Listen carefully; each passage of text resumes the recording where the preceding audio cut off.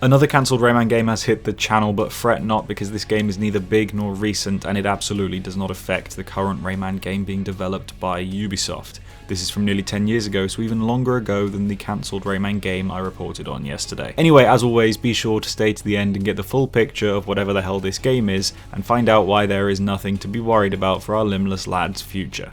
It still looks hopeful, don't worry. Massive shout out to Italian Snotbag for such an amazing username.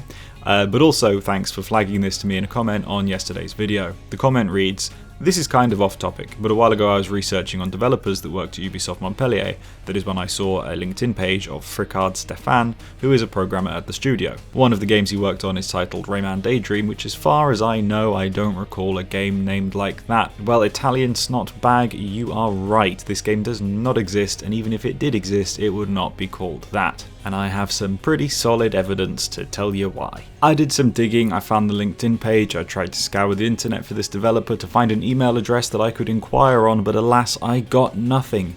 The only thing I could find was his work history on LinkedIn and a link to his Moby Games page, which is more or less just IMDb for game developers. On a quick glance, there's nothing particularly interesting on there other than the fact he worked on Beyond Good and Evil, which is cool because it's my favourite game. Anyway, his work history as a gameplay programmer from 1999 to 2008 lists games such as Beyond Good and Evil, King Kong, Zombie U, Rayman Legends, and Rabbids Go Home. He then moved to a senior gameplay programmer in 2008 and has a few games to his name there. As lead programmer, he has the Michael Jackson Experience and Valiant Heart: The Great War under his belt, and aside from that, as a senior programmer he has 3 games listed: Rayman Adventure, Rayman Daydream, and Beyond Good and Evil 2. Okay, Corkben deduction time, here we go. Based on the listings of all the previous games in his experience on LinkedIn, it is safe to assume that these are all in chronological order. Beyond Good and Evil came out in 2003, King Kong 05, Rabbids 06, Rabbids Go Home 09, Zombie U 2012, and Rayman Legends 2013, these are all in order. Michael Jackson The Experience seems to be the odd one out, given that the PS3 version came out in 2011, so should probably be in the other section. However, looking at his Moby Games profile, it's clear he didn't work on Michael Jackson The Experience, and the fact that that's the only one that doesn't really line up on his LinkedIn tells me he's probably a special thanks to, or he did a day working on it. Anyway, Valiant Heart probably had an 18-month development cycle anyway, so this all lines up on his LinkedIn page if we just remove Michael Jackson The Experience. We can put this down to an error when uploading his work on LinkedIn. The top section lists 3 games: Rayman Adventure, which came out in 2015, Rayman Daydream, which as we clearly know is unknown, and Beyond Good and Evil 2, which was being developed from 2017 roughly to now. It is absolutely not hard to believe that Rayman Daydream would have been developed between Adventure and Beyond Good and Evil 2, given the latter didn't start active development until 2016, 2017 sort of time, it's unclear. So assuming these are in order, which we have deduced they definitely are, he probably worked on Rayman Daydream between 2015 and 2017, but what the hell is it? Whew.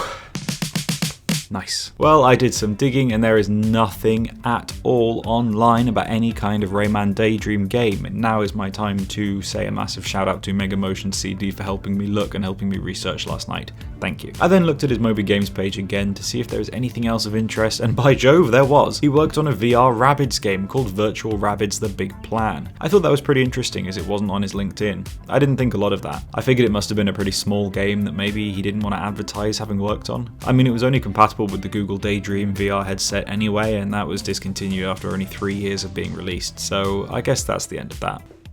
Wait, hang on. Yep, that's right. Well, looking at this game's listing on Moby Games through this developer's profile, I found that it was developed for the Google Daydream system. So connecting the very obvious dots here, we come to the conclusion that this Rayman game was a VR game and was in fact in development for the Google Daydream system, right?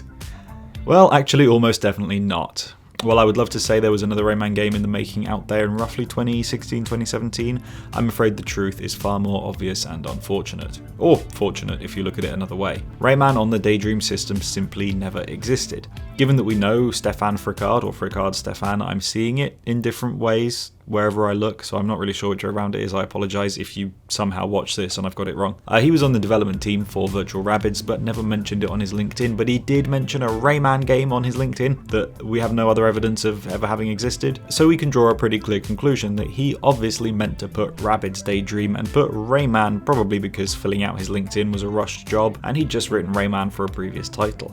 If I couldn't tell you how many times I've written Rabbids or Rayman when I've meant to write the other one in a script, because these mistakes happen. It's a shame because it's always nice to discover new Rayman stuff we didn't know about, and it's always nice knowing Ubisoft are at least considering him when making things. But I'd argue this is far more fortunate than unfortunate because nothing was cancelled. Given all the recent news about Ubisoft just screwing over Rayman projects, it's quite nice to know that we aren't adding another one to that list. I think it's happened too many times that Rayman's had an opportunity to be successful but ended up getting shafted by the more successful Rabbids. So at least in this scenario, Rayman never got scrapped, he just simply didn't have a game in development in the first place. Anyway, we cannot know any of this for certain, obviously, but if you take all of the evidence, it becomes pretty bloody clear that this is what happened. Rayman Daydream simply never existed and this was a typo, but in case you are wondering or need reminding, Ubisoft are working on the Rayman brand as we speak, exploring new options for the series and hiring plenty of developers, and some recent leaks would suggest the game has reached a point where Ubisoft can show other developers or potential investors a demo during Gamescom tomorrow. While we will never see this footage and likely not hear about it, there is a chance it might slip out. Don't get your hopes up though, because like I say, it's very unlikely. But either way, Rayman is coming back, even if it's a little way away. That's all I got. Bye.